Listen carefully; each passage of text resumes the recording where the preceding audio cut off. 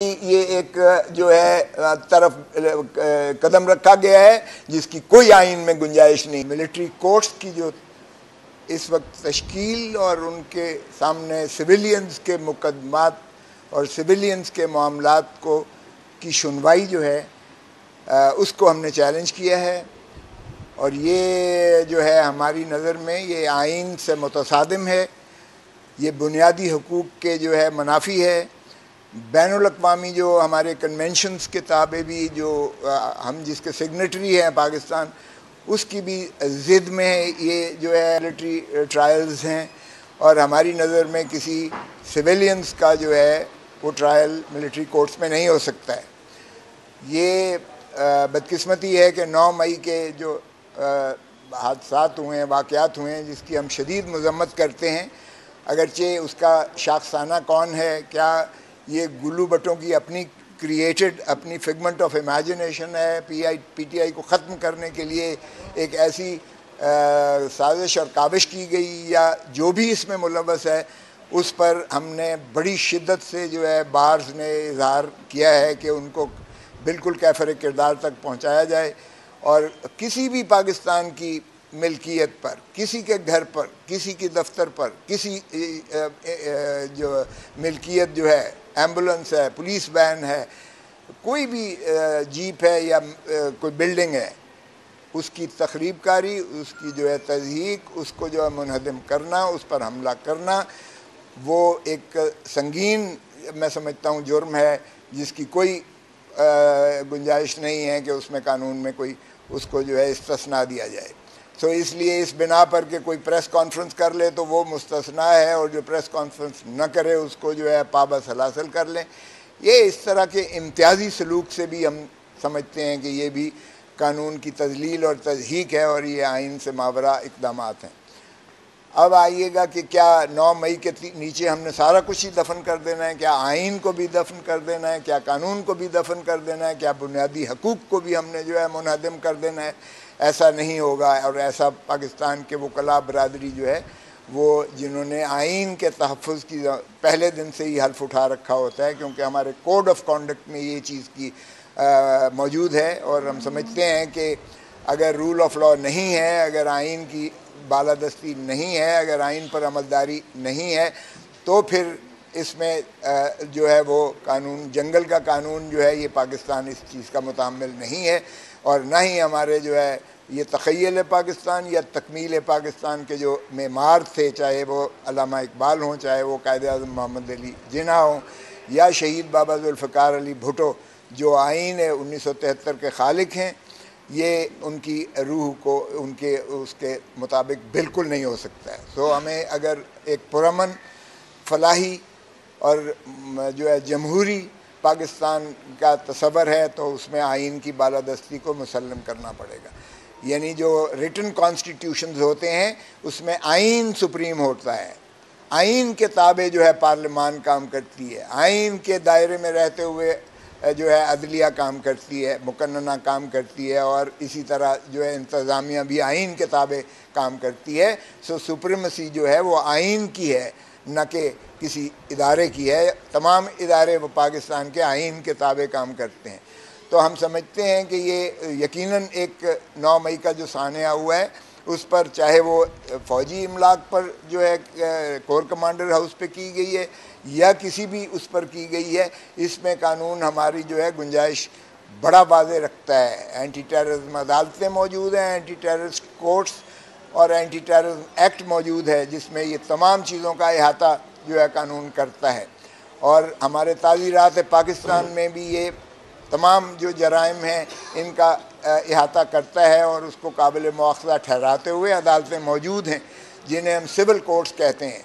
सो civilians का जो है ट्रायल और सिविलियंस की जो है सज़ा जज़ा वो हमेशा आर्टिकल 175(2) में वो अदालतों की जब तक हाई कोर्ट और सुप्रीम कोर्ट की supervisory जूरिसडिक्शन, appellate जूरिसडिक्शन, revisional जूरिसडिक्शन, review जूरिसडिक्शन, inherent जूरिसडिक्शन के ताबे ना हो, वो अदलिया नहीं कहला सकती है। सो ये मिलिट्री कोर्ट का कॉन्सेप्ट जो है, ये कोर्ट किसी ख़ास मखसूस यानी 1952 के एक्ट के तहत तो आप भले उसको कोर्ट कह दें, अदरवाइज़ ये ट्राइब्यूनल है, इसमें कोई जो है बहस तमहीज़ की भी गुंजाइश नहीं है। इसमें तो जो फैसला होता है वो एक लफ्ज़ पे होता है, गिल्टी नॉट गिल्टी। इसमें कोई जो है रीज़न्ड कोई फ़ैसला नहीं होता है कि अदालत ये अखज़ कर सके अपैलेट कोर्ट कि क्या एप्लीकेशन ऑफ माइंड, क्या इस पर गौर व खौज़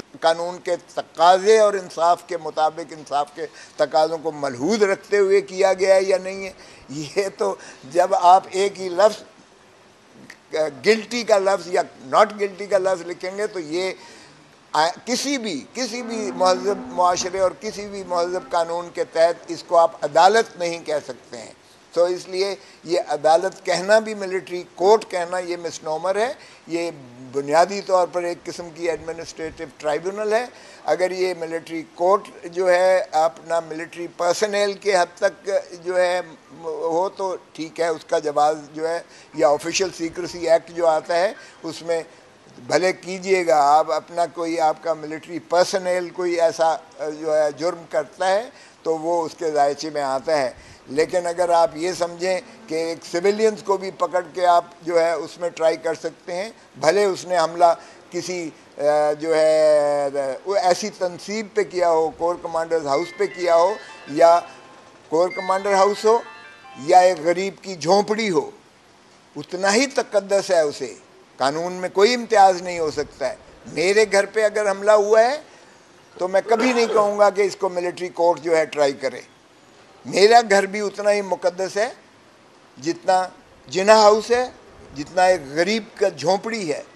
सो ये तशख़ीस और तमीज़ अदालतें, हमारा आइन, हमारा कानून, हमारा दीन, हमारा मज़हब, इमारत और गुर्बत, इक़्तिदार और एक बग़ैर इक़्तिदार के, कोई ओहदे में हो या बग़ैर ओहदे के हो, कोई ताकतवर हो या कोई गरीब हो, कोई अमीर हो या कोई मज़लूम हो, ये उस पर बिल्कुल तमीज़ तशख़ीस नहीं करता है। सो इसलिए ये काम बिल्कुल नहीं हो सकता है कि आप कुछ मनपसंद तो है आप उठा के उन्हें जो है मिलिट्री कोर्ट के पास सिविलियंस को भेज दें और जो प्रेस कॉन्फ्रेंस कर दे, भले वो FIR 96, 97, 98 जो कोर कमांडर हाउस पे हमले की FIR हैं बट 2023, भले उन्हीं में क्यों ना हो, वो तो जो है पवित्र हो जाता है, वो दूध का धुला हो जाता है। लेकिन दूसरे को आप उठा के पकड़ के बाबा सलासल करके उसको मिलिट्री कोर्ट में ले जाएं। हमने मोहतरम नवाज शरीफ साहब के फरमूदात भी इसमें साथ मुंसलिक किए हैं। ख्वाजा आसिफ साहब की वो तकारीर भी जो माशाअल्लाह वो बड़ी ज़ोर शोर से हमारी अस्करी क़यादत या उस इदारे के ख़िलाफ़ करते रहे। इसमें जो है राना सनाउल्लाह को भी हमने फ़रीक बनाया है। उसने भी जो कुछ शुभ ख्यालात फ़ौज के बारे में किए थे वो भी किए हैं। हमने मुस्लिम लीग नवाज़ की जितनी जो है वो उन्होंने जो पीछे साबका करते रहे हैं उसका भी हमने अहाता इसमें किया है। और अगर वो बगावत के जायचे में नहीं आते हैं, अगर वो जो है इस तज़हीक के बारे में नहीं आते हैं हमारे इदारे को, हम यकीनन फ़ौज को मजबूत तर फ़ौज देखना चाहते हैं। हमारी फ़ौज है, हमारे दिफा के लिए उन्होंने बहुत कुर्बानियाँ दी हैं, जानों के नजराने दिए हैं, कुर्बानियाँ दी हैं। हमें फ़ख्र है अपनी फ़ौज पर के दुनिया की जो है बेहतरीन फ़ौजों में से है। और भाई हमने यहाँ हुकूमत को रियासत से मुताबिकत दे दी, हुकूमत रियासत को हम तसव्वुर करने लग गए, अदलिया उससे ऊपर बैठ गई और मुक़्तदर हल्के उनसे भी ऊपर बैठ गए। ओ भाई, जो जमहूर जो रियासत है हमने उसको तो रद्दी की टोकरी में फेंक दिया है। 2/3 पाकिस्तान इस वक्त जो है वो रियासत की उनसे महरूम है। जिनको हक है हुक्मरानी का, उनके हक के वोट से भी हमने महरूम कर दिया, उनको नहीं दे रहे जो 90 दिन के अंदर लाजिम था इलेक्शंस करवाना। फिर उनके ऐवान भी, पार्लियामान, उनके असम्बलियाँ भी नहीं बनने दे रहे हम, और फिर उनकी हक हुक्मरानी भी हमने सल्ब कर ली है। तो 2/3 पाकिस्तान तो वैसे ही बेआईन अब हो चुका पाकिस्तान। बाकी का जो है आप देख लीजिएगा उसको क्या हाल हो रहा है। क्या पाकिस्तान इसीलिए बना था कि हाइब्रिड सिस्टम यहाँ होगा? क्या हमने इसीलिए जो है मुशक्क़त करके, मेहनतें करके पॉलिटिकल सिस्टम को मजबूत करने की कोशिश की कि जब किंग्स पार्टी कोई बनाई जाएगी, किसी को तोड़ा जाएगा, किसी को बिगाड़ा जाएगा, किसी की लॉयल वफादारियाँ तोड़ी जाएंगी? अरे भाई, ये तो क्या हो रहा है? ये मुझे तो समझ नहीं आती है कि क्या डेपुटेशन पर कुछ लोग भेजे जाते हैं और फिर वो अपने पेरेंट डिपार्टमेंट में वापस चले जाते हैं, या इनको जहां से चोगा मिलता है वहां चले जाते हैं। देखिए, किरदार नहीं है तो कुछ नहीं है, वफादारी नहीं है तो वो इंसान नहीं है।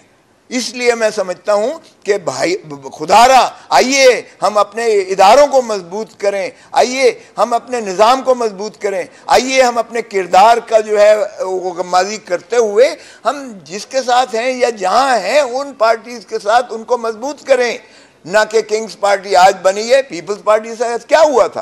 पीपल्स पार्टी सारे के सारे जो है वो चले गए थे उड़ान लेकर, और फिर एनपीपी बन गई थी, नेशनल पीपल्स पार्टी बन गई थी, और हुकूमत भी देकर जतोई साहब वजीर आजम बन गए, और खर साहब जो भुट्टो साहब के नायब हुआ करते थे वो भी वो अपना पावर के मिनिस्टर बन गए, और मौलाना कौसर न्याजी और क्या क्या मैं नाम लूँ, सभी भुट्टो साहब को छोड़ गए। क्या पीपल्स पार्टी ख़त्म हो गई? ओ भाई, लोगों के दिलों की धड़कन जो होती है फिर वो अपना आश्कार करती है। इस तरह से खुदारा बस कर दीजिएगा ये खेल तमाशा। जब से पाकिस्तान बना है हम यही खेल तमाशा देखते आ रहे हैं। इसीलिए मैं समझता हूँ कि जो हमने ये पिटीशन की है, हमने आइन को मजबूत करने की कोशिश की है, हमने अपनी फ़ौज को मजबूत करने की कोशिश की है ताकि हमारी फ़ौज गैर मुतनाज़ा हो। ये ना हो कि वो मिलिट्री कोर्ट की सज़ाओं पर जो है अवाम फिर बिफर कर कहें कि हमें नामंजूर हैं ये फ़ैसले। यकीनन ये मुतनाज़ा होते हैं, तो फ़ौज भी इससे मजबूत होती है अगर हम उनको जो है सिविलियन उससे बाहर रखते हैं। और इसी तरह हमारा आइन की बालादस्ती होनी चाहिए। पहले ही आइन को बहुत हमने बिगाड़ कर दिया, जो हमने 2 सूबों में इलेक्शंस नहीं करवाए। अब भी 12 अगस्त को इनकी म्याद ख़त्म हो रही है। 12 अगस्त के बाद केयर टेकर्स भी आएंगे और फिर उम्मीद है कि इलेक्शंस बर वक्त और आइन के मुताबिक 60 दिनों के अंदर करवाने जो लाजिम है वो 60 दिन फिर ज़ियाउल हक की तरह 9 साल 11 साल नहीं होंगे, उम्मीद है। मिलिट्री कोर्ट्स आइन के मुतसादिम हैं। ये पैरेलल जुडिशल सिस्टम बनाने की ये एक जो है तरफ कदम रखा गया है जिसकी कोई आइन में गुंजाइश नहीं। अब फिर एक एएसआई की तरफ से पर्चा दर्ज करवा दिया गया है। ये कब तक ये तमाशा होगा? हमला मेरे घर पर हुआ है, ड्राइवर मेरे को गोली लगी है, गाड़ी और गेट और उस पर जो है मेरे घर पर गोलियों के निशान जो है पाए गए हैं। 4 महीने पहले मेरे बेटे पर गोलियों मारकर बाजू से आर पार होके तो सीने से मसख करते हुए गोली गुजरी, जो 4 माह कर्ब और अजियत में रहा।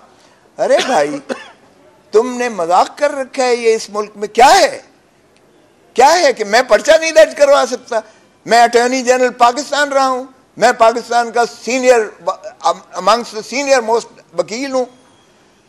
मेरी पर्चा एक एएसआई दर्ज करेगा और वो गोल कर गया है कि मेरे ड्राइवर को गोली लगी है। छोड़ें, बाढ़ में जाएं। मुझसे मैंने सिर्फ ये तकाजा किया था जब ये एसपी और ये आए थे। मैंने कहा देखें, ये गवर्नर हाउस रहा है, फॉर्मर गवर्नर हाउस। मैं रिटायर्ड गवर्नर हूं। अगर मैं रोज जो है आईजी प्रेस कॉन्फ्रेंस करता है, आज इसको भी मैंने पकड़ लिया, आज इसको भी मैंने शनाख्त कर दिया, आज जियो फेंसिंग भी हो गई, आज ये भी हो गया, फलाना भी हो गया। मेरा 4 महीने बेटे पर हमला हुआ, कुछ नहीं निकला, कोई मुल्जिम पकड़ा नहीं गया है, कोई मुझे रिपोर्ट नहीं की है। क्या मेरा ये तकाजा कि आईजी साहब को तशरीफ लाएं? एसएचओ पंजाब, एसएचओ है आईजी, माइंड यू एसएचओ है। अगर मैं गवर्नर रहा हूं तो कम से कम मेरा इतना तो हक है ना कि मैं कहूं कि मेरे बेटे का नहीं हुआ, मैं उसको कहूं कि मैं तुझे एफआईआर दर्ज करवाता हूं। मैंने कभी नहीं कहा कि मैं एफआईआर नहीं करवाता। ये एएसआई की बात पर आप मुझे कन्फ्रंट करवा रहे हैं, जो उसने झूठ लिखा है इसमें। ये तो मजाक है, कानून का मजाक है। सो इसलिए मैंने सिर्फ ये कहा था, दोनों एसपी थे मेरे सामने लेके आए, एक एसएसपी इन्वेस्टिगेशन था, एक एसपी दूसरा था।